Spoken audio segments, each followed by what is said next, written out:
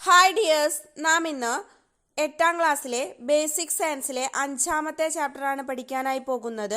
4ാമത്തെ ചാപ്റ്ററും 5ാമത്തെ ചാപ്റ്ററും കെമിസ്ട്രിയാണ്. അപ്പോൾ കെമിസ്ട്രിയിലെ 2ാമത്തെ പാഠാണിത്. അപ്പോൾ അത് നമുക്ക് പഠിച്ചെടുക്കാം. പ്രധാനപ്പെട്ട പോയിന്റ്സുകൾ നോക്കാം. ശുദ്ധ പദാർത്ഥങ്ങൾക്ക് ഉദാഹരണങ്ങളാണ് കൽക്കണ്ടം, പൊട്ടാസ്യം പെർമാംഗനേറ്റ്, സ്വർണം, വെള്ളി എന്നിവയെല്ലാം. കൂടാതെ മൂലകങ്ങളും സംയുക്തങ്ങളും ശുദ്ധ പദാർത്ഥങ്ങളാണ്.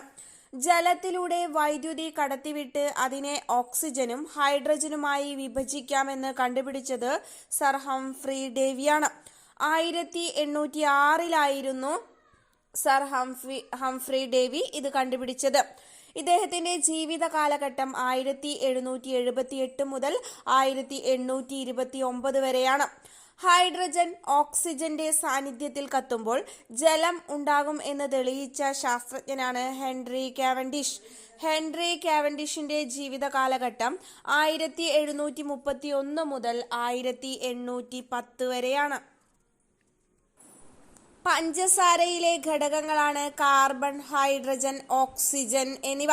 പഞ്ചസാരയിലെ ഘടകങ്ങളാണ് കാർബൺ, ഹൈഡ്രജൻ, ഓക്സിജൻ. രാസപ്രവർത്തനങ്ങളിലൂടെ വിഘടിച്ച് ഘടകങ്ങളാക്കാൻ സാധിക്കാത്ത ശുദ്ധ പദാർത്ഥങ്ങളാണ് മൂലകങ്ങൾ. മൂലകങ്ങൾക്ക് ഉദാഹരണങ്ങളാണ് കാർബൺ, ഹൈഡ്രജൻ, ഓക്സിജൻ, നൈട്രജൻ എന്നിവയെല്ലാം. 2 അതിലധികമോ മൂലകങ്ങൾ രാസപ്രവർത്തനത്തിലൂടെ ചേർന്നുണ്ടാകുന്ന പദാർത്ഥങ്ങളാണ് സംയുക്തങ്ങൾ. സംയുക്തങ്ങൾക്ക് ഉദാഹരണങ്ങളാണ് ജലം, പഞ്ചസാര എന്നിവ.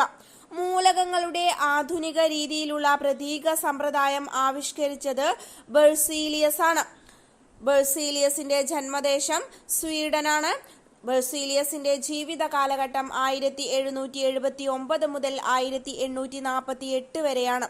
ബെർസീലിയസ് കണ്ടുപിടിച്ച മൂലകങ്ങളാണ് thorium, cerium, silicon, selenium. Thorium, cerium, silicon, selenium എന്നിവയെല്ലാം ബെർസീലിയസ് കണ്ടുപിടിച്ച മൂലകങ്ങളാണ്. ഒരു മൂലകത്തിന്റെ എല്ലാ ഗുണങ്ങളും കാണിക്കുന്ന ഏറ്റവും ചെറിയ കണികയാണ് ആറ്റം. വിഭജിക്കാൻ കഴിയാത്തത് എന്നാണ് ആറ്റം എന്ന പദത്തിന്റെ അർത്ഥം. ആറ്റം എന്ന പദം ഉണ്ടായത് ആറ്റമോസ് എന്ന ലാറ്റിൻ പദത്തിൽ നിന്നാണ്. 3.5 കോടി സ്വർണ്ണ ആറ്റങ്ങൾ നിരനിരയായി വെച്ചാൽ 1 സെന്റിമീറ്റർ മാത്രമേ നീളമുണ്ടാവുകയുള്ളൂ. ഒരു സ്വർണ്ണ ആറ്റത്തിന്റെ വ്യാസം 0.0000000254 സെന്റിമീറ്റർ ആണ്.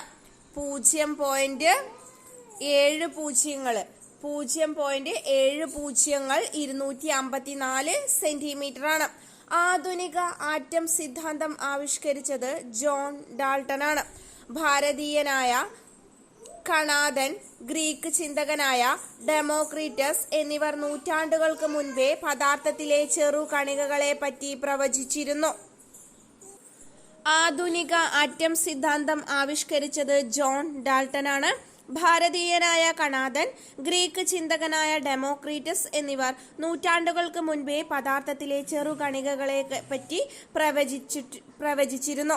സ്വതന്ത്രമായും സ്ഥിരമായും നിൽക്കാൻ കഴിയുന്ന ഏറ്റവും ചെറിയ കണങ്ങളാണ് തന്മാത്ര. ഏറ്റവും ചെറിയ ഒരു മൂലകത്തിന്റെ എല്ലാ ഗുണങ്ങളും കാണിക്കുന്ന ഏറ്റവും ചെറിയ കണികയാണ് ആറ്റം. സ്വതന്ത്രമായും സ്ഥിരമായും നിൽക്കാൻ കഴിയുന്ന ഏറ്റവും ചെറിയ കണങ്ങളാണ് തന്മാത്ര. നോട്ട് ചെയ്യാം. ഒരാറ്റം മാത്രമുള്ള മൂലക തന്മാത്രകളെ വിളിക്കുന്നത് ഏകാറ്റോമിക തന്മാത്രകൾ എന്നാണ്. ഹീലിയം, നിയോൺ, ആർഗൺ എന്നിവയെല്ലാം ഏകാറ്റോമിക തന്മാത്രകൾക്ക് ഉദാഹരണങ്ങളാണ്. 2 ആറ്റങ്ങളുള്ള മൂലക തന്മാത്രകളെ വിളിക്കുന്നത് ദ്വയാറ്റോമിക തന്മാത്രകൾ എന്നാണ്. ഹൈഡ്രജൻ ദ്വയാറ്റോമിക തന്മാത്രയ്ക്ക് ഉദാഹരണമാണ്. 1ലധികം ആറ്റങ്ങൾ അടങ്ങിയ മൂലക തന്മാത്രകളെ വിളിക്കുന്നത് ബഹു ആറ്റോമിക തന്മാത്രകൾ എന്നാണ്. ബഹു ആറ്റോമിക തന്മാത്രകൾക്ക് ഉദാഹരണങ്ങളാണ് phosphorus, sulphur P4S8, phosphorus P4, sulphur S8.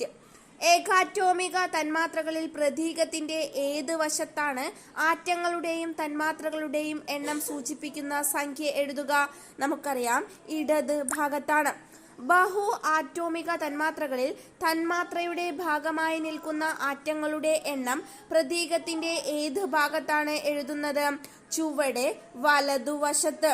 നമ്മൾ എക്സാമ്പിൾ ആയിട്ട് ഫോസ്ഫറസിന് P4 എന്നും സൾഫറിന് S8 എന്നും ആണ് എഴുതുന്നത് വലതുവശത്ത് താഴ്ഭാഗത്തായിട്ട്, അല്ലേ? അതൊന്ന് നോട്ട് ചെയ്യാം. ഇനി തന്മാത്രയും അവയിൽ അടങ്ങിയ ആറ്റങ്ങളും നമുക്ക് നോക്കാം. കാർബൺ ഡൈ ഓക്സൈഡിൽ അടങ്ങിയിട്ടുള്ള കാർബണും ഓക്സിജനുമാണ് അടങ്ങിയിട്ടുള്ളത്.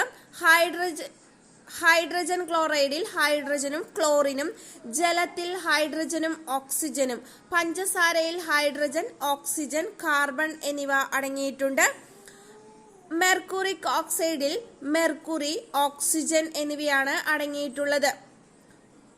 തന്മാത്രയും അവയിൽ അടങ്ങിയ ആറ്റങ്ങളുമാണ് കാർബൺ ഡൈ ഓക്സൈഡിൽ കാർബണും ഓക്സിജനും ആറ്റങ്ങൾ, ഹൈഡ്രജൻ ക്ലോറൈഡിൽ ഹൈഡ്രജൻ, ക്ലോറിൻ ആറ്റങ്ങൾ, ജലത്തിൽ ഹൈഡ്രജൻ, ഓക്സിജൻ എന്നിവ, പഞ്ചസാരയിൽ ഹൈഡ്രജൻ, ഓക്സിജൻ, കാർബൺ എന്നിവ, മെർക്കുറിക് ഓക്സൈഡിൽ മെർക്കുറി, ഓക്സിജൻ എന്നിവയാണ് അടങ്ങിയിട്ടുള്ളത്. കാർബൺ ഓക്സിജനിൽ ലയിച്ചാൽ ലഭിക്കുന്ന സംയുക്തമാണ് carbon dioxide. Calcium carbonate വിഘടിച്ചുണ്ടാകുന്ന സംയുക്തമാണ് carbon dioxide. Carbon dioxide തന്മാത്രയിൽ കാർബണും ഓക്സിജനും കാണപ്പെടുന്ന അനുപാതം 1:2 എന്നാണ്. കാർബൺ ഡൈ ഓക്സൈഡിന്റെ രാസസൂത്രം CO2. ഒരു കാർബൺ ആറ്റവും 2 ഓക്സിജൻ ആറ്റവും ചേർന്നതാണ് കാർബൺ ഡൈ ഓക്സൈഡ്. മീഥെയിനിന്റെ രാസസൂത്രം CH4 എന്നാണ്. Sulphuric ആസിഡിന്റെ രാസസൂത്രം H2SO4. 2H2SO4ൽ അടങ്ങിയിരിക്കുന്ന ആറ്റങ്ങളുടെ എണ്ണം എത്രയാണ്? 14 ഒരു സൾഫ്യൂറിക് ആസിഡ് എന്നാൽ H2SO4 ആണ്. അപ്പോൾ 2H2SO4ൽ അടങ്ങിയിരിക്കുന്ന ആറ്റങ്ങളുടെ എണ്ണം 14. 2 ഹൈഡ്രജൻ, 1 സൾഫർ, 4 ഓക്സിജൻ അടക്കം 7 ആറ്റങ്ങളാണ് ഉള്ളത്.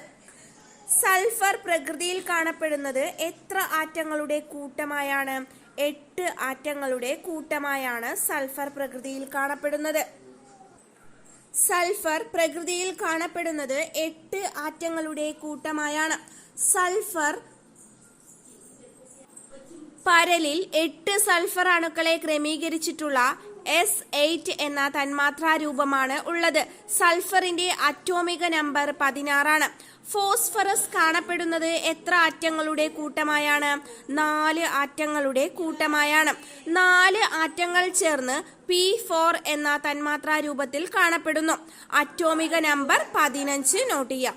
അഭികാരങ്ങളുടെ ഭാഗത്തും ഉൽപ്പന്നങ്ങളുടെ ഭാഗത്തുമുള്ള ഒരേ ഇനം ആറ്റങ്ങളുടെ എണ്ണം തുല്യമായിട്ടുള്ള രാസസമവാക്യങ്ങളെ വിളിക്കുന്നത് സമീകൃത രാസസമവാക്യങ്ങൾ എന്നാണ്. അഭികാരകങ്ങളുടെ ഭാഗത്തും ഉൽപ്പന്നങ്ങളുടെ ഭാഗത്തുമുള്ള ഒരേ ഇനം ആറ്റങ്ങളുടെ എണ്ണം തുല്യമായിട്ടുള്ള രാസസമവാക്യങ്ങളെ വിളിക്കുന്നത് സമീകൃത രാസസമവാക്യങ്ങൾ എന്നാണ്. സിങ്കിന്റെ പ്രതീകം Zn എന്നാണ്. Hydrochloric ആസിഡിന്റെ രാസസൂത്രം HCl. മൂലകങ്ങളും നാമകരണത്തിന്റെ അടിസ്ഥാനവും നോക്കാം. പൊളോണിയം പോളണ്ട് എന്ന രാജ്യത്തിൽ നിന്നും ഉത്ഭവിച്ചതാണ്. ക്യൂറിയം മേരി ക്യൂറി എന്ന ശാസ്ത്രജ്ഞയിൽ നിന്നും ഉത്ഭവിച്ചതാണ്.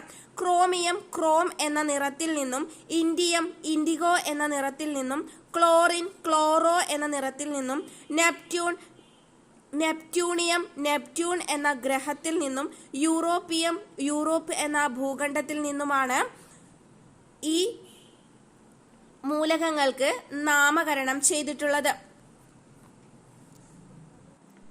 ഇതുകൂടാതെ അമേരീഷ്യം എന്നത് അമേരിക്ക എന്ന രാജ്യത്തിൽ നിന്നും, ഫ്രാൻഷ്യം എന്നത് ഫ്രാൻസ് എന്ന രാജ്യത്തിൽ നിന്നും, റുബീഡിയം എന്നത് റൂബി എന്ന ചുവപ്പ് നിറത്തിൽ നിന്നും, പ്ലൂട്ടോണിയം എന്നത് പ്ലൂട്ടോ എന്ന ഗ്രഹത്തിൽ നിന്നും, ടൈറ്റാനിയം എന്നത് ടൈറ്റൻ എന്ന ഗ്രീക്ക് ദേവൻ അഥവാ ശനിയുടെ ഉപഗ്രഹവും ഗ്രീക്ക് ദേവനുമായ ടൈറ്റൻ എന്ന പേരിൽ നിന്നാണ് ടൈറ്റാനിയം ഉത്ഭവിച്ചത്.